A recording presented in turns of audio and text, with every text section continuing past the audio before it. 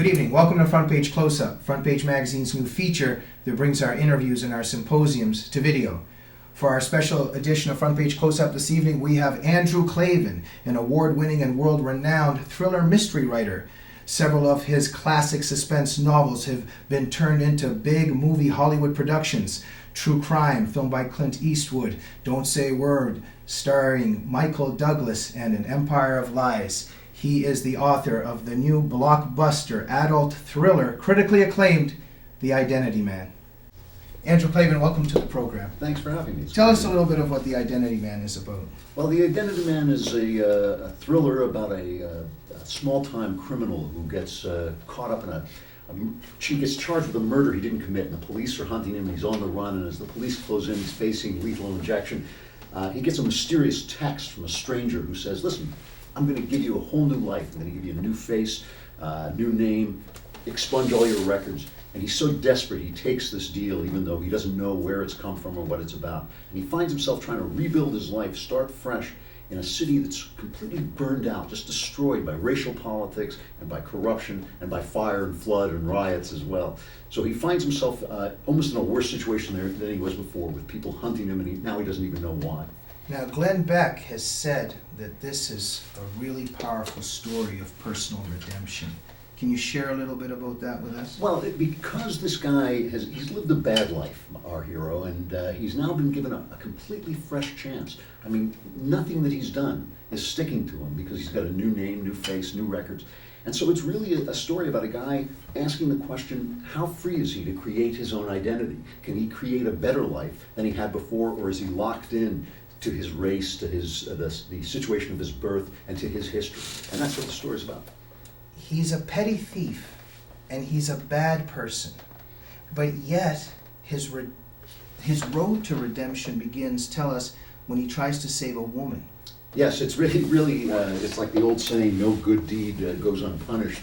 It's really the first decent thing he's ever done. He gets in a situation where his partner in crime attacks a woman who happens to be in the building they're robbing at the time, and he just can't stand by and let it happen. So he rescues her, but by doing that he incurs the wrath of his accomplice, and his accomplice charges him with the murder that he didn't commit. Now, Andrew, but at the same time, because of this noble effort, because of this heroic effort to do a good thing, then he faces this possibility of forming a new identity. It seems that way to him, yeah, and it's a question in the book whether he's operating on karma, just luck, or whether the whole thing is a scam. And so that's really part of the question of the book, like how possible is redemption, and how possible is that path, how open is that path to him? But when he begins this path, when he's offered that choice to start again by this stranger, Yeah. In many respects, because he chooses a better path, but then all the problems begin. That fast-paced, crazy path begins of all the struggles that face him. Right. Well, you know, one of the things I was thinking about in this book was it's a very American story to me. It's a story about a guy trying to reinvent himself, which has been the American story from the beginning. You come here from who knows where, from Britain, from the Middle East, from Eastern Europe, and you try and start again. And your past, you leave your past behind, and maybe your racial affiliation behind, maybe even your religion behind. And so that's what Shannon is doing. He's in that American situation. And the question is, and it is a question, is what does it cost to do that? How free are you to do that? And that's been the subject of a lot of American stories. You know, if you think about stories like The Godfather, which is about a guy trying to get out of his family crime operation. And if you think of the great novel, The Adventures of Augie March, which is about a Jewish guy becoming an American. And Mad Men now is about a guy who's reinvented himself. There are different ways of looking at this, and this is mine. It's just asking a question. It's asking questions about where his identity lies. Now, speaking of identity, in some of our interviews at Front Page, we've had some profound discussions, Andrew, in which you've also shared your road to Christianity. Yeah. I sense some Christian themes in this thriller, but perhaps I'm projecting or reading into it too much.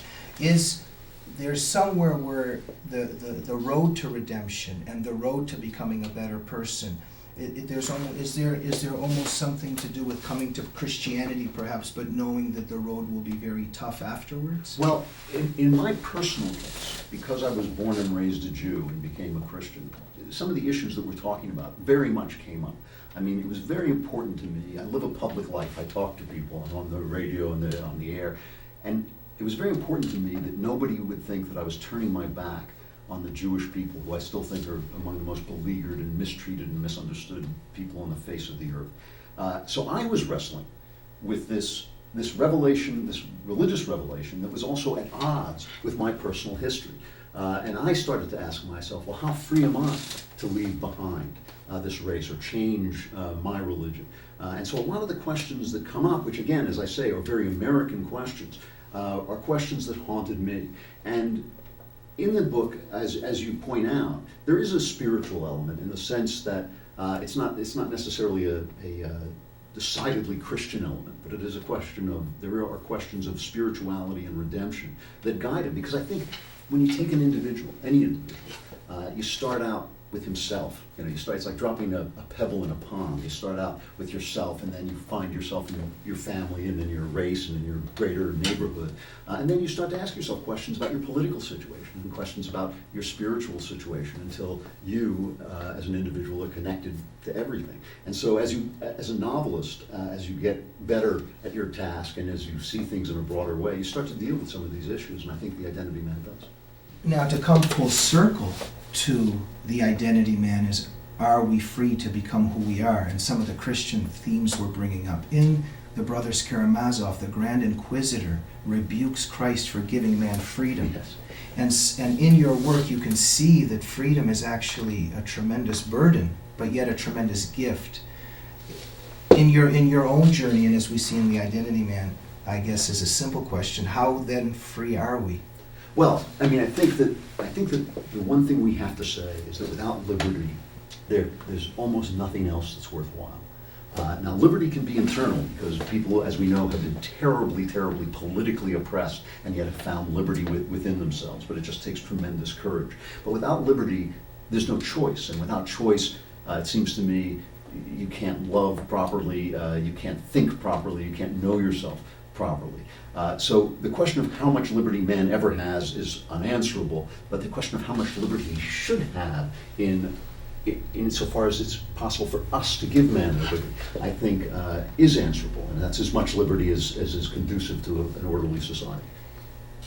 Andrew, I'm on the edge of my seat reading this. Very fast pace. Perhaps life itself very chaotically urgent, or there's a lot of urgency in our life, but as a writer, why the fast-paced bullet speed? Well, that was kind of my brief when I started out. I remember, I was kind of wrestling with what kind of writer I wanted to be in my youth, and I read a wonderful novel called The Woman in White, which is one of the great thrillers ever written, but it's also one of the great Victorian novels ever written by Wilkie Collins. And I thought, gee, I knew I had the skill at thriller writing and this kind of propensity to write thrillers. And I thought, if a thriller can do what The Woman in White does, it can do anything.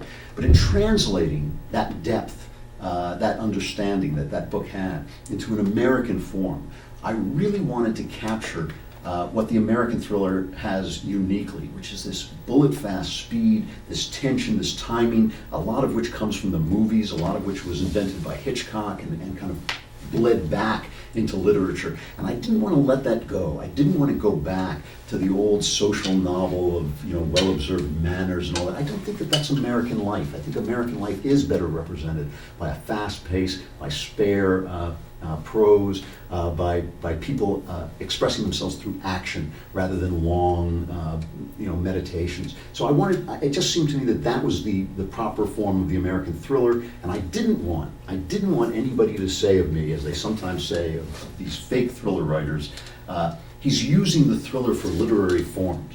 It seems to me, first you have to thrill. If you're writing a thriller, first you have to be thrilling, and then you can do whatever else you want to do. So that's why I try to keep the suspense high, the pace fast, and the action really exciting.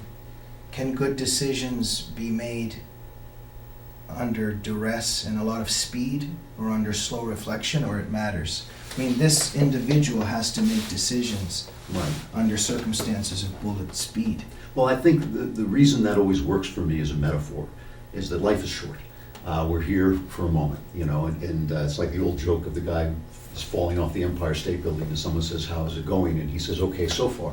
You know, I mean, we're all going down. Yeah. And so the thriller has always worked as a metaphor for life for me, because we're sent here without instructions as far as we know. And we're trying to find out who we are, what we're supposed to do, what it's about. And we're trying to do it fast before the clock runs out. So the ticking clock thriller works for me as a metaphor for life.